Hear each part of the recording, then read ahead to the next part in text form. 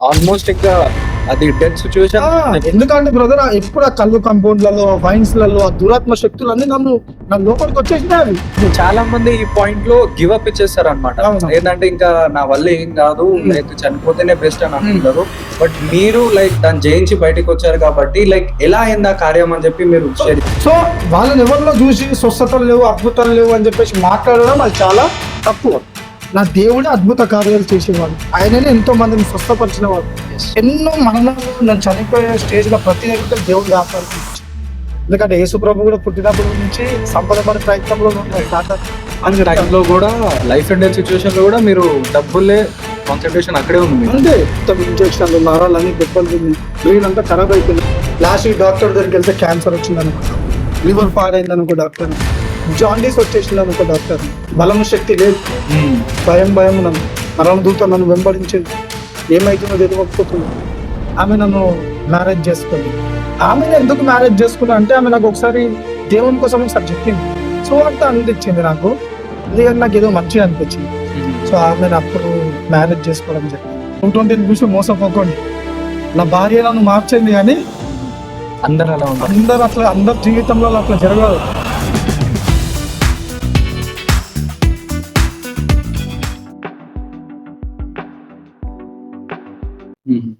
ఆ గంజాయి తాగుతున్నాం అని చెప్పి ఎన్నోసార్లు పోలీసు వాళ్ళు కూడా మమ్మల్ని పట్టుకుంటే, అరే మీ బైక్ మిమ్మల్ని ఎప్పుడు విడిచిపెడతాం తెలుసా, మీ పేరెంట్స్ ని విలువరా అని చెప్పాను.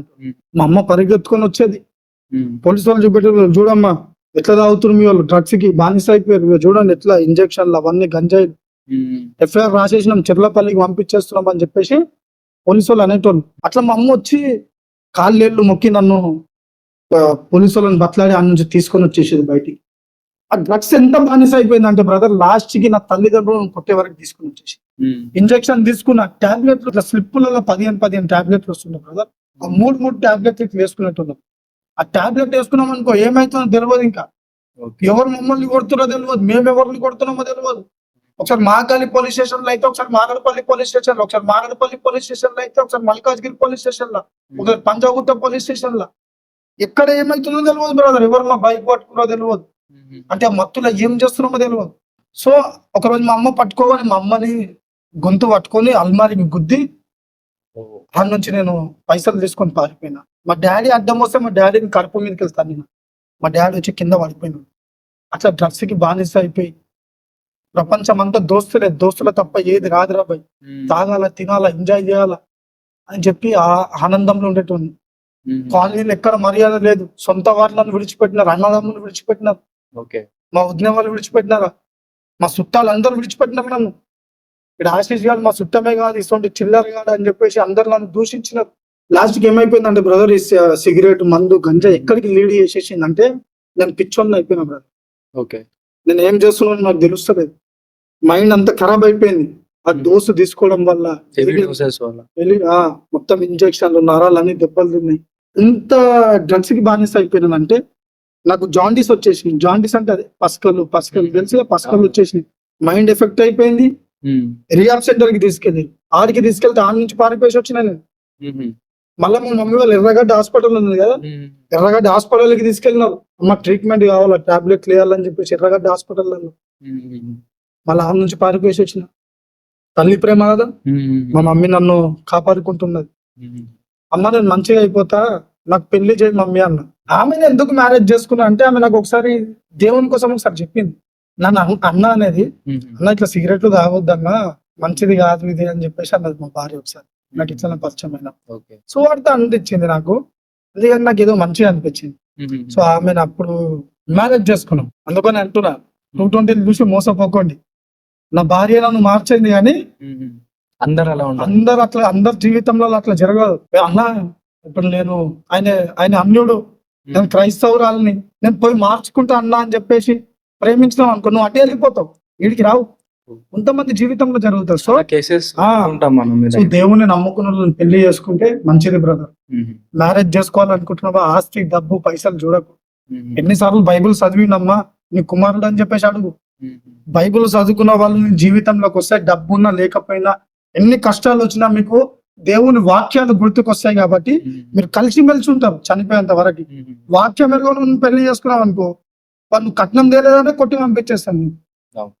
డౌట్లు వస్తుంటాయి, కోపాలు వస్తుంటాయి. కాబట్టి సజెషన్ ఇవ్వాలనుకుంటున్నా, పెళ్లి చేసుకుంటున్నావా, అందాన్ని చూడకు, డబ్బుని చూడకు, అందము మోసకరం. సో ఎన్నిసార్లు బైబిల్ చదివిను అని చెప్పేసి అడుగు. ఒక్కసారి 2 సార్లు 3 సార్లు చదివిను అన్నాడు అనుకో, చేసుకోపింది. దేవుడు ఎందుకు అసలు భార్యని ఇచ్చినో తెలియదు, కానీ ఆమె వల్ల నేను మార్చబడ్డ దేవుని సువార్త ప్రకటిస్తున్నా. ఇప్పుడైతే దేవునికి స్తోత్రం. ఆ టాబ్లెట్ లో గంజాయిలో ఏం చేస్తున్నావు తెలియదు. మా భార్యను చాలా డేంజర్ గా, అంటే చాలా డేంజర్ గా నేను. సో ఈవెన్ ఆఫ్టర్ మ్యారేజ్ మీ అలవాట్లు అలానే ఉన్నాయి. అదే అలవాట్లతో లైక్ మీరు మత్తులో ఉండి లైక్ మీ వైఫ్ ని మీరు కొట్టేటోని. కానీ నా భార్య ఒక విశ్వాసం విడిచిపెట్టలేదండి. ఫేత్ బాగుండేది నా భార్యకి, నా మమ్మీకి, నా భార్యకి కూడా చాలా ఫేత్ ఉండేది. నా భార్య చినిగిపోయిన డ్రెస్ వేసుకొని కుట్టుకొని క్రిస్మస్ కి వెళ్ళేది. నా మమ్మీకి డ్రెస్ ఉండకపోతుండే, చినిగిపోయిన చీర వేసుకొని మా మమ్మీ చర్చికి వెళ్ళేది. క్రిస్మస్ రోజు అందరు కొత్త కొత్త చీరలు కొనుక్కొని, కొత్త కొత్త నగలు, బంగారం వేసుకొని వెళ్ళేవాళ్ళు. సొంత భార్య వచ్చి ఇక చూసినావా మా కొడుకు కొత్త చీర తెచ్చి బంగారం కొన్నాడు అని చెప్పేసి చూపెట్టేటోళ్ళు. మా అమ్మకు బాధ అనిపించేది. సో మా మమ్మీ ఏడుచుకుంటా పోయి మందిరంలో ఎక్కడో మూడులకు కూర్చొని ఏడ్చేది నా భార్య. మా మమ్మీ, నా కుమారుడు కూడా ఎప్పుడు ఇట్లా పని చేస్తాడు ప్రభా, ఎప్పుడు మందిరంలోకి వస్తాడు, నా కుమారుని మార్చు అని చెప్పేసి మా తల్లి, నా భార్య బాగా ఏడ్చేటోళ్ళు, ప్రార్థించేటోళ్ళు. ఆ మందులో, ఆ డ్రగ్స్ లో వచ్చేసి బ్రదర్, ఇప్పుడు బైబుల్లో వంచుతున్నానేమో కానీ ఆ డ్రగ్స్ లో మందు తాగేసి వచ్చి, నా బైబుల్ ఉంటది కదా, బైబుల్ ని తీసుకొని ఆది కాండం నుంచి రెవల్యూషన్ వరకు చింపి కాళ్ళ కింద తొక్కిన వ్యక్తిని. బైబుల్, మా అమ్మ బైబుల్ చదువుతుంటే ఆ బైబుల్ ని చింపి డోర్ దగ్గర వేసి ఆ గడప మీద గుట్కలు తినేటోళ్ళు కదా బాగా, ఆ గుట్కలు థూ అని చెప్పి ఆ బైబుల్ మీద ఉంచి బయటికి వెళ్ళిపెట్టండి. మా అమ్మ అనేది, అరే బైబుల్ తోటి పెట్టుకుంటున్నావు, మమ్మల్ని కొడుతున్నావు, మమ్మల్ని తిడుతున్నావు అని బైబుల్ తోటి పెట్టుకోకరా ఆశీష్, బైబుల్ తిట్టకరా, చర్చికి రారా, నీ జీవితం మార్చబడుతుంది అంటే, చర్చికా ఏముంది, చర్చిలా స్తోత్రం స్తోత్రం అనుకుంటూ వచ్చి మీలాగా నేను దేవుణ్ణి అనుకుంటుండాలా? మీ దేవుడు కొట్లాడాడు, మీ దేవునికి ఫైటింగ్ రాదు, 3 మేకలే తీసుకోలేకపోయినాడు మీ దేవుడు. దేవుడు అంటే పండుగలు అంటే దావత్ అంటే ఎట్లుండాలమ్మా, కోడిని కోయాల, మేకని కోయాల, కళ్ళు తాగాల, మందు తాగాల, అది పండుగలు అంటే. అది డీజే ఉండాలా, బ్యాండ్లు ఉండాలా, డాన్సులు ఉండాలా, అది మమ్మీ అని చెప్పి మా అమ్మని నేను అసలు సూటి పుట్టి మాటలు నేను మాట్లాడేట్లు. సో దేవుడిని మొత్తం వ్యతిరేకత బ్రదర్. దేవుడు అంటే నాకు ఇష్టం లేదు. తల్లిదండ్రులను బాధ పెట్టిన దీపము ఆరిపోతుంది.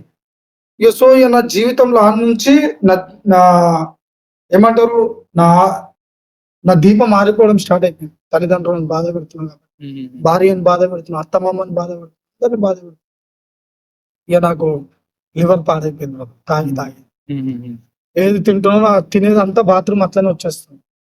ఇది మా తల్లిదండ్రులు, మా భార్య, మా వైఫ్, మా భార్య, మా మమ్మీ ఎవరికి చెప్పలేదు. సొంత మా అన్నదమ్ములకు కూడా ఎక్కువ తెలియదు. దాచిపెట్టింది మ్యాటర్ ఇదంతా. లివర్ పాడైపోయింది. తిన్నది అట్లనే వచ్చేస్తుంది. నాకు బలం శక్తి లేదు, భయము ఏదో మరణ దూత నన్ను వెంబడిస్తుందా, చనిపోతున్నా అనిపించేది. చేతులంతా షేక్ అయ్యేది, చెమటలు గారేది. మళ్ళా కోటర్ తాగితేనే సెట్ అయిపోతుంది. మళ్ళా కోటర్ దిగిపోయిందా మత్తు, మళ్ళా భయం అవుతుంది. మళ్ళా వైన్స్కి వెళ్ళి మళ్ళా తాగడం. గురి లేని జీవితం. ఏం జరుగుతుందో తెలియదు నా జీవితంలో, ఏమైతుందో తెలియదు నా జీవితంలో. లాస్ట్ డాక్టర్ దగ్గరికి వెళ్తే క్యాన్సర్ వచ్చింది అనుకో డాక్టర్, లివర్ పాడైంది అనుకో డాక్టర్, జాండీస్ వచ్చేసింది అనుకో డాక్టర్. బలము శక్తి లేదు, భయం నన్ను మరణ దూత నన్ను వెంబడించేది. ఇక లాస్ట్ కి బ్రదర్ చనిపోయే స్టేజ్ అయిపోయింది. పెట్టిన పడిపోయింది. నా భార్య ఒకటే మాట అన్నది. నా భార్య 5 months ప్రెగ్నెంట్ ఉన్నప్పుడు ఆమె కడుపు మీదకి వెళ్ళి కూడా దాన్ని బ్రదర్. అసలు అసలు భార్య ఎప్పుడో విడిచి వెళ్ళిపోవాలి లెక్క ప్రకారం. విడాకులు ఇచ్చేసి, అమ్మా నీ భర్తకి విడాకులు ఇచ్చేసేయి, ఇంత బాధ పెడుతున్నాడు కదా, ఒక కేసు బుక్ చేసేసేయి, చెర్లపల్లి జైలు తెప్పించేసామని చెప్పి కూడా సజెషన్స్ ఇచ్చింది నా భార్యకి. నా భార్య ఒకటే అన్నది, బైబుల్ని నమ్ముకుంది కదా, అందుకని నా పెళ్లి చేసుకునేటప్పుడు, అందుకని చెప్పి నా పెళ్లి చేసేటప్పుడు బైబుల్ చదువుకునే అమ్మాయిని పెళ్లి చేసుకున్నాను. బైబుల్ తెలియని అమ్మాయి అయితే ఎప్పుడో విడాకులు ఇచ్చి వెళ్ళిపోయింది. నా భార్యకి బైబుల్ తెలుసు, నా దేవుడు కార్యాలు చేస్తాడు, స్వస్థత చేస్తాడు. యేసు ప్రభు వచ్చిందే పాపులను రక్షించడానికి. నా భర్త పాపి అయిండొచ్చు, కానీ నా దేవుడు రక్షిస్తాడు, కాపాడుతాడు, బలపరుస్తాడు అని చెప్పి నా భార్య ఒక విశ్వాసంతో ఉంది. ఏదో ఒక రోజు నా భర్తని మార్చదా నా దేవుడు అని చెప్పేసి నా మమ్మీకి, నా భార్యకి అది ఒక్క విశ్వాసం ఉండే బ్రదర్. మానస నాకు అయితలేదు. ఒక రోజు ఎట్లా అయిపోయింది అంటే చాలా డేంజర్ అయిపోయింది బ్రదర్. చెమటలు అన్ని కారుతున్నాయి, బలం అంతా కోల్పోయినా, అంటే గ్లూకోజ్ లేదన్నట్టు బాడీలో అట్లా అయిపోయినా బ్రదర్. చనిపోతున్నా అనిపిస్తుంది నాకు, ఏదో ఇట్లా మరణ దూత వచ్చి నేను చనిపోయి వెళ్ళిపోతున్నా అనిపిస్తుంది నాకు. సో ఈ చేంజ్ ఎలా వచ్చింది, ఈ మార్పు మీ జీవితంలో ఎలా వచ్చింది అని చెప్పి వ్యూవర్స్ కి మీరు ఎక్స్ప్లెయిన్ చేయండి. ఎందుకంటే చాలా మంది ఉన్నారు, చాలా మంది యూత్ మనం చూస్తున్నాం ఈ రోజు, లైక్ ఇండియా మొత్తంలో, ఈవెన్ అక్రాస్ ద వరల్డ్, ఏంటంటే ఈ డ్రగ్స్ కి వాళ్ళు బానిసలు అయి ఉన్నారు.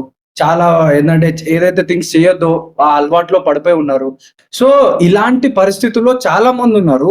ఆల్రెడీ ఇలాంటి పరిస్థితులని జయించి బయటకు వచ్చారు కాబట్టి వాళ్ళు కూడా లైక్ జయించి బయటికి రావాలని మేము కోరుకుంటున్నాము. సో మీరు ఎలా వచ్చారని చెప్పి ప్రజలకి షేర్ చేయండి. సో ఒకటి ఏంటంటే బ్రదర్, మనుషుల వల్ల ఏది సాధ్యం కాదు, దేవుని వల్ల సమస్తము సాధ్యమే.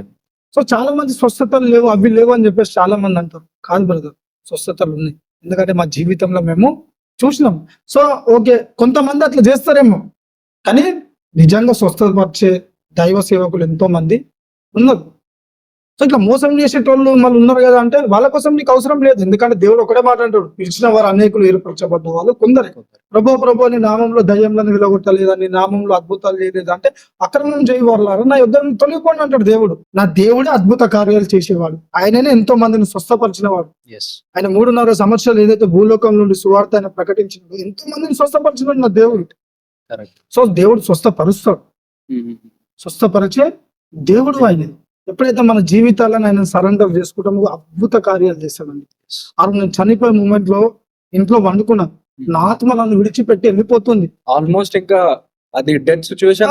ఎందుకంటే బ్రదర్, ఎప్పుడు ఆ కళ్ళు కంపౌండ్లలో, వైన్స్ లలో ఆ దురాత్మ శక్తులు అన్ని నా లోపలికి వచ్చేసినాయి. అవి డెవిల్ ఇలా నువ్వు స్టెబుల్ ఉండలేస్తే నా జీవితం సొంతంగానే చనిపోవాలా, చేతులు కోసుకోవాలి, ఊరేసుకోవాలా, ఇటువంటి తలంపులు వచ్చేటి నాకు. చాలా మంది ఈ పాయింట్ లో గివ్ అప్ ఇచ్చేస్తారు అనమాట.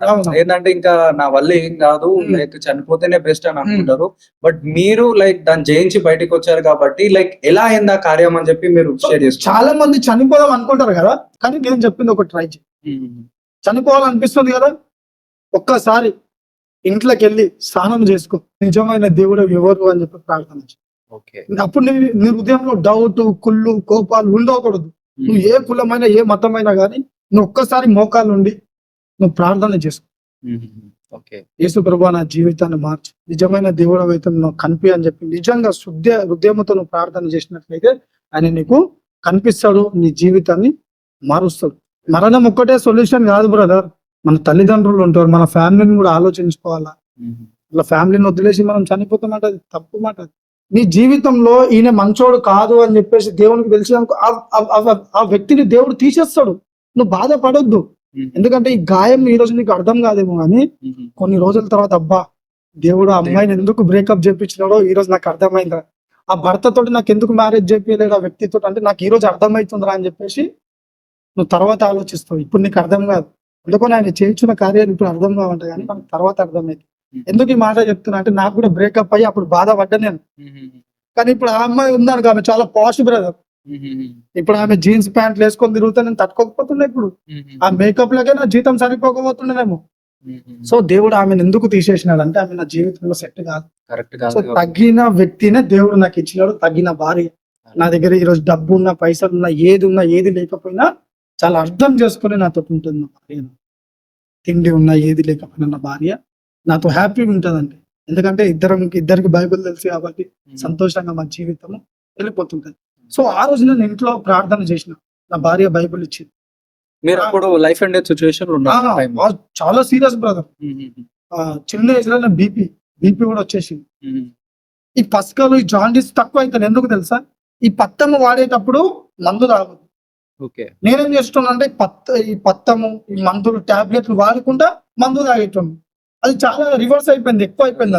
ఎన్నో మరణాలు నేను చనిపోయే స్టేజ్ లో ప్రతి దగ్గరికి వెళ్ళి దేవుడు కాపాడుకుంటూ వచ్చాను. ఎందుకంటే యేసు ప్రభు కూడా పుట్టినప్పటి నుంచి సంపద మన ప్రయత్నంలో సాతాను.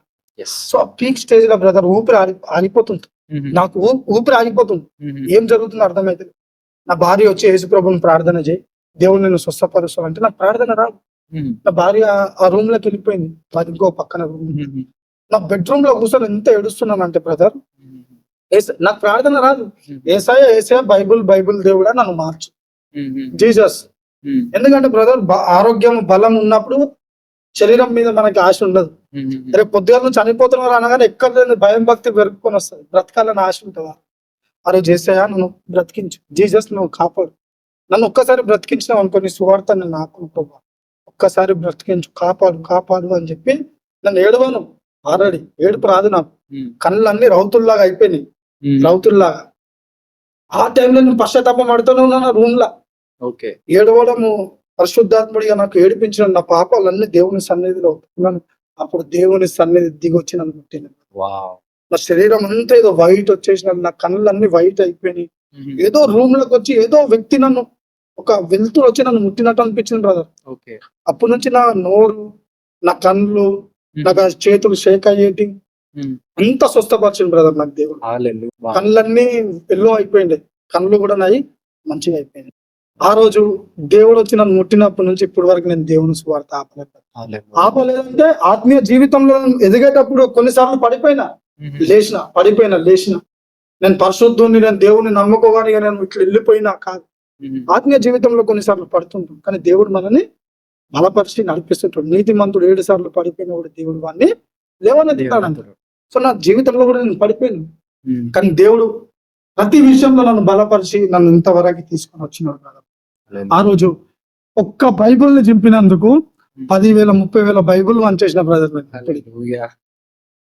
ఎవరైతే నన్ను ప్రేమించి అంతా నన్ను తృణీకరించారు కదా, ఇప్పుడు అందరు నా దగ్గరకు వచ్చి మా తమ్ముడురా, మా అన్నరా, మా చుట్టంరా అని చెప్పేసి అనుకుంటా. అప్పుడు నన్ను ఎవరు ప్రేమించండి, ఎవరు నన్ను దగ్గరికి రానియలే. లోకమంతా తృణీకరించింది, ఏ మనిషి నన్ను ప్రేమించలే. తాగుబోతాడు వీడు, గంజాయి రాయేటోడు, వేస్ట్ అని చెప్పేసి నన్ను తృణీకరించినారు చాలా మంది. ఎంతమంది అయితే సంఘాలలో నన్ను తృణీకరించారో ఇప్పుడు అదే వాళ్ళ సంఘాలలోకి వెళ్ళి నేను సాక్ష్యం ఎక్కడైతే పడిపోయినానో దేవుడు నన్ను అక్కడ లేవనెత్తినాడు. నా భార్యకు ఒక్క డ్రెస్ కూడా ఇప్పించడం కాదు, ఇప్పుడు 3 జతల డ్రెస్సులు ఇప్పిస్తా ప్రతి క్రిస్మస్ కి. నా మమ్మీకి ఒక చీర ఇప్పించటం కాదు, ఇప్పుడు ప్రతి క్రిస్మస్ కి ఒక చీర ఇప్పిస్తా మా మమ్మీకి, మా డాడీకి డ్రెస్సులు ఇప్పిస్తా, మా అత్తగారికి కూడా డ్రెస్ నేను ఇప్పిస్తా. సో ఒక మాట చెప్పాలనుకుంటున్నాం బ్రదర్, యేసు ప్రభు కులాలని మతాలని మార్చే దేవుడు కాదు, ఆయన జీవితాలను మార్చే దేవుడు, ఆయన బ్రతుకులను మార్చే దేవుడు. అంధకారమైన లోకంలో ఉన్నావా, పాపమైన లోకంలో ఉన్నావా, ఆయన వెలుగులను నడిపించే దేవుడు, ఆయన జీవితాలను మార్చే దేవుడు అండి. ఎప్పుడైతే నేను యేసు ప్రభు దగ్గరికి వచ్చినానో నా కులం మార్చబడలే, నా మతం మార్చబడలే, నా కలర్ మార్చబడలే, కానీ నా జీవితం మార్చబడ్డది, నా జీవితం మార్చబడ్డది. అంధకారమైన లోకంలో ఉన్న వ్యక్తిని నన్ను వెలుగైన లోకంలోకి తీసుకొని వచ్చినాడు దేవుడు. తృణీకరించిన వ్యక్తులు అందరూ నన్ను తృణీకరించారు బ్రదర్. నాకు ఒక మర్యాద ఇచ్చినాడంటే నా దేవుడే. ఎప్పుడైతే ఆయన నమ్ముకున్నానో నన్ను దేవుడు ఘనంగా వాడుకుంటున్నాడు. ఈరోజు నువ్వు ఎటువంటి వ్యక్తి వన్నా కావచ్చు, ఎంత ఘోరమైన పాపి వన్నా కావచ్చు, దేవుడు నిన్ను ప్రేమిస్తున్నాడు. దేవుడు నిన్ను ప్రేమిస్తున్నాడు. నీ తల్లి నిన్ను ప్రేమించకపోయినా, నీ తల్లిదండ్రులు నిన్ను ప్రేమించకపోయినా, నీ స్నేహితులు నిన్ను ప్రేమించకపోయినా, నీ సొంత వాళ్ళు నిన్ను ప్రేమించకపోయినా, ఈరోజు యేసు ప్రభుని నిన్ను ప్రేమిస్తున్నాడు. ఈ లోకంలో ప్రతి ప్రేమలో వ్యర్థమైన ప్రేమ, దేవుని ప్రేమ గొప్ప ప్రేమ. ఒక్క బైబిల్ని చింపినందుకు ఇప్పటికి 30,000 బైబిల్ వంచేసిన. చార్మినార్, ధూల్పేట్, హోల్ సిటీ, ప్రతి గ్రామాలలో కింద సువార్త ప్రకటిస్తారు. కొడతారు, తిడతారు, దాడిలు అవుతాయి, కానీ నేను ఆ రోజే చనిపోయింది. ఈరోజు బ్రతుకుతున్నది నేను కాదు, కానీ క్రీస్తే, దేవుడే నా కోసం బ్రతుకుతున్నాడు. అప్పుడు తాగుబోతులాగా ఉన్నప్పుడు కాలేజీల దగ్గరికి వెళ్ళి కొట్లాటాలు చేయలే బ్రదర్. అంధకారం కోసమే అంత ఫైట్ చేసినప్పుడు ఈరోజు నిజమైన దేవుణ్ణి తెలుసుకున్నాము, నిజమైన వాక్యాన్ని తెలుసుకున్నాము. ఈరోజు దేవుని పరిచర్యలో ప్రాణం పోయినా కూడా పర్వాలేదు. ఎవడన్నా నా పరిచర్యలో నన్ను కొడతాడు కదా, పరిచర్యలు ఉన్నప్పుడు ఇప్పుడు ఆనందం బిర్యానీ తింటాను వెళ్ళి, ఎవరైనా నెత్తి వల్ల కొట్టిరనుకో ఇంకా సంతోషిస్తా. ప్రభు, ఆ పరలోక రాజ్యంలో నాకు ధనము ఈరోజు నా అకౌంట్ లో పడిపోయింది. పరలోక రాజ్యంలో ఏదో యేసు ప్రభు వీళ్ళకి పైసలు వస్తున్నాయి, వీళ్ళకి ఫారెన్ కి డబ్బులు ఇస్తారు, వీళ్ళకి కాళ్ళు ఇస్తారు, ఆయన ఎవరు డబ్బులు ఇయ్యరు. మా ఎక్స్పీరియన్స్ తోటి నేను దేవుని సువార్త ప్రకటిస్తున్నాను. అప్పులు ఇచ్చేటోళ్ళేమో ఇప్పుడు అందరి మనసులు కఠినం అయిపోయినాయి బ్రదర్. ఒకళ్ళు పరిచర్య చేస్తున్నారంటే ఎవరు బలపరిచేటోళ్ళు లేరు ఈ టైంలో. సో మనని బలపరిచేది నా దేవుడే. మీరు యేసుక్రీస్తు నమ్మినప్పుడు లైక్ ఆ మరణకరమైన స్థితిలో నుంచి మిమ్మల్ని బయటికి తీసుకొచ్చినప్పుడు మీరు ఈ దేవుని గురించి ఏమనుకున్నారు? ఎందుకంటే ఇప్పటి వరకు మీ లైఫ్ డిఫరెంట్ ఉంది. లైక్ మీరు గాఢ అంధకారంలో ఉన్నారు, ఇప్పుడు ఈ వెలుగును తాకిన తర్వాత మీ లైఫ్ లైక్ మీకు ఎట్లా అనిపిస్తుంది అండ్ మీ లైఫ్ ఎట్లా చేంజ్ అయింది? నేను దేవుని యొద్దకి రాక ముందుకు ఒక అంధకారమైన లోకంలో ఉండే బ్రదర్. నా జీవితం అంతా నాశనం అయిపోయింది. ఎవరు నన్ను ప్రేమించడం కాదు. నా జీవితంలో గురి లేదు. ఎందుకు బ్రతుకుతున్నా, ఎందుకు జీవిస్తున్నా తెలియదు. తాగుడు, సిగరెట్లు, మందు, గంజాయి, డ్రగ్స్, కొట్లాటల్లోకి వెళ్ళడం, ఇవే నా జీవితంలో తెలుసు. నా జీవితంలో ఒక మంచి బ్రతుకుంటుందా, ఒక మంచి జీవితం ఉంటుందని నాకు తెలియదు. రాత్రంతా మరణ భయం నన్ను వెంబడించేది. చనిపోతున్నా అనిపించేది. కానీ ఎప్పుడైతే నేను నా భార్య ఎప్పుడైతే నాకు బైబుల్ ఇచ్చిందో, ఎప్పుడైతే దేవుడు నన్ను ఎన్కౌంటర్ చేసినాడో, దాని తర్వాత నా జీవితము మార్చబడ్డది. యేసు ప్రభుకి నమ్ముకోక ముందుకు అట్లున్నా. ఎప్పుడైతే యేసు ప్రభుని నమ్ముకున్నానో, సిగరెట్లు బంద్ చేసిన, గుట్కలు బంద్ చేసిన, గంజాయి బంద్ చేసిన, మందు బంద్ చేసిన, అబద్ధాలు మారడం బంద్ చేసి, అప్పుడు నన్ను మరణ భయం వెంబడించేది. ఇప్పుడు నాకు మరణ భయం నాకు వెంబడిస్తలే. ఈ సువార్త నేను ఎందుకు ప్రకటిస్తున్న దేవుని కోసం అంటే, నాలాగా నశించిపోయిన వాళ్ళు ఎంతో మంది ఉన్నారు. వాళ్ళు కూడా రక్షించబడిన నేను అనేకులను రక్షించాను. నేను వాళ్ళని ప్రభు యుద్ధకి తీసుకురావాలా. నా సహోదరుడు నరకానికి వెళ్ళదు. ఆ నరకం చాలా డేంజర్. అక్కడ అగ్ని ఆరాధన చావు. కాబట్టి నేను నా సువార్త ప్రయాణంలో ఎంతమంది నన్ను కొట్టినా తిట్టినా నేను బాధపడదు. ఎందుకంటే వాళ్ళు కూడా మన స్నేహితులు, వాళ్ళు కూడా మన తమ్ముళ్ళు. వాళ్ళకి ఎరగగా వాళ్ళు మనం దూషిస్తున్నారు. కాబట్టి నేను ఏ మతాన్ని దూషించాను. హిందూ అయినా నా సహోదరుడే, ముస్లిం అయినా నా సహోదరుడే, అందరూ నా సహోదరుడే. సో మా పోరాటం మనుషులతో కాదు బ్రదర్. మా పోరాటము దురాత్మ శక్తులతో, వాయుమండల అతుపతులతో. మేమందరం మనుషులను క్షమిస్తాం బ్రదర్. సో యేసు ప్రభుని నమ్ముకుంటే నీ జీవితం మార్చబడదు. కులం కాదు.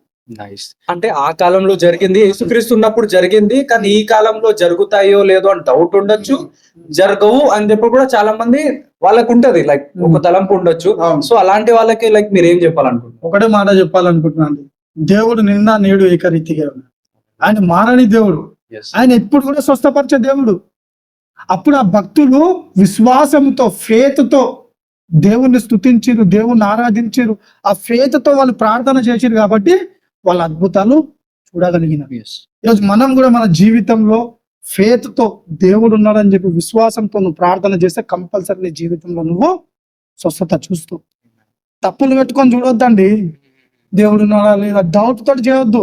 మా దేవుడు ఒక మాట అంటాడు, బైబిల్లో ఒక మాట రాసి ఉంటది, మీరు ప్రార్థన చేసినప్పుడు వేటినైతే అడుగుతారో అది నమ్ముడి మీకు దొరికినాయని, అప్పుడు మీకు అది ఇవ్వబడుతుంది అని చెప్పేసి. ఇప్పుడు మన వాళ్ళంతా స్వస్థత చేయి ప్రార్థన చేస్తారు. అట్లా చేయొద్దు. ప్రార్థన మార్చుకో.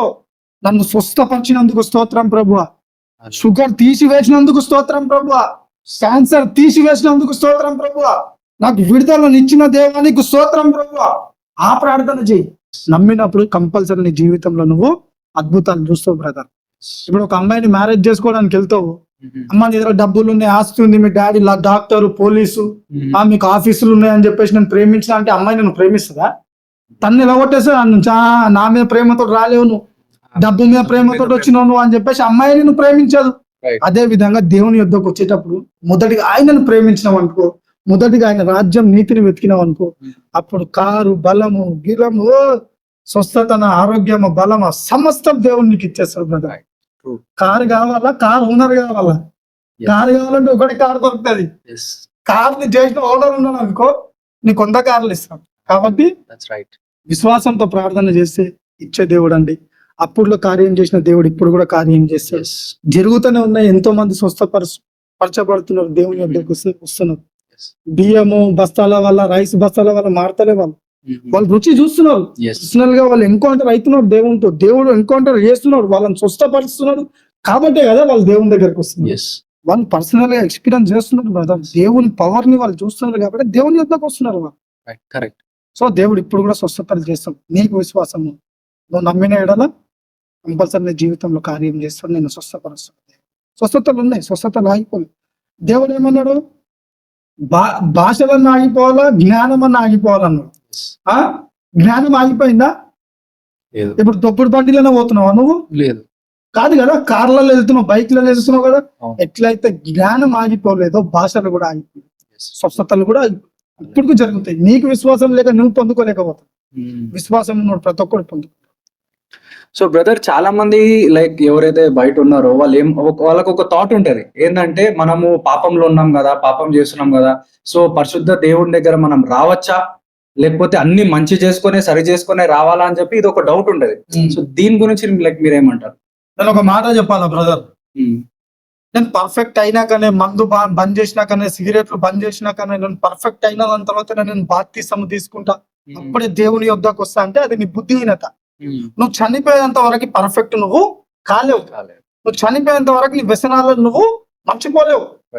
మనం ఎప్పుడు పర్ఫెక్ట్ అవుతామంటే ఎప్పుడైతే నీ జీవితాన్ని యేసు ప్రభుకు అప్పచెప్తావు అప్పుడు నువ్వు పర్ఫెక్ట్ అవుతావు. Come to God what you are. దేవుని యొద్దకి రా. నువ్వు ఇప్పుడు ఎట్లయితున్నావు, నువ్వు దేవుని దగ్గరకు వచ్చేసి నీకు మారాలని ఆశ ఉంది కదా, అది ఒక్కటి సాగు. నువ్వు కొంచెం మారాలని ఆశ ఉంటే ఆయన నిన్ను మారుస్తాడు. కాబట్టి నువ్వు ఎంత పాపమైన దాంట్లో ఉండు, నీకు మారాలని చిన్న ఆశ ఉంది కదా, దేవుని దగ్గరకు వచ్చేసి పర్ఫెక్ట్ అయినాకనే దేవుని దగ్గరకు వస్తుంటే కుదరదు. నువ్వు చనిపోయేంత వరకు పర్ఫెక్ట్ కాలేవు. క్రీస్తులోకి వచ్చినాకనే మనము పర్ఫెక్ట్ అవుతుంది. దేవుళ్ళకి వచ్చినాకనే మనం ఒక మెత్తి ఎక్కుతాము పడిపోతాము, దాని తరంగా స్థిరంగా మనము నుంచుంటాము. కాబట్టి నువ్వు ఎటువంటి ఘోరమైన పాపి వల్ల కావచ్చు, దేవుని దగ్గర ఇలాంటి సిచ్యువేషన్ లో ఎటువంటి సిచ్యువేషన్ లో దేవుని దగ్గరికి రా. నీకు మారాలని ఒక ఆశ ఉంది కదా, కానీ జయించలేకపోతుంది. రా దేవుని దగ్గరికి రా. మనం ఇంకా నువ్వు పాపవులుగా ఉన్నప్పుడే ఆయన మన కోసము పాపిగా మారినాడంట, మన కోసం చనిపోయినాడంటే ఆయన. దేవుడు అంటాడు, కాగా ఎవడైతే క్రీస్తు యేసునందు ఉన్నాడో వాడు నూతన సృష్టి. నువ్వు నూతన సృష్టి. ఇక పాత అంతా గతించిపోయినాయి. నేను పాపిని ప్రభు. అందరూ ప్రార్థన ఇట్లనే చేస్తారు, ప్రభు నేను పాపిని. ఒరే నాయన, దేవుడు పాపి అయితే, నువ్వు పాపివైతే దేవుడు సిలువలో మరణించి ఆయన రక్తం పెడతాం అయిపోయింది కదా. ఇప్పుడు నీ మీద ఒక కేసు కొట్టేసినారు, హైకోర్టులోకి వెళ్ళి కేసు కొట్టేసిన తర్వాత నేను ఇంకా దొంగని అంటే ఎట్లా పద్ధతేనా? కేసు కొట్టేసినారు, ఇప్పుడు నీకు ఫ్రీడమ్ ఇవ్వబడ్డది, ఆ కేసు వెళ్ళిపోయింది. అదే విధంగా ఎప్పుడైతే యేసు ప్రభు కల్వరి సిలువలో మరణించినాడో నువ్వు నీతిమంతునివి. నువ్వు పాపం చేసినందుకు నేను పాపిని కాదు ప్రభా, బలహీనత నేను జయించలేకపోయినా ప్రభా, నన్ను క్షమించు ప్రభా అంటే ఆయన నీతిమంతుడు అండి. ఆయన క్షమించే దేవుడు, ఆయన ఖండించే దేవుడు. అయితే నువ్వు రక్షించబడినప్పుడు నువ్వు చిన్ని వరకు ఎన్ని పాపాలు చేయలేవా? ఆయన ఖండించే దేవుడు అయితే నువ్వు రక్షించబడిన తర్వాత ఒక్క పాపం చేయగానే నిన్ను చంపేసేయాలి.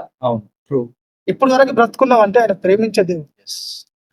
లాస్ట్ కి నువ్వు పాపాలు చేసుకుంటా లాస్ట్ కి ఆయన ప్రేమకి సరెండర్ అయిపోతుంది.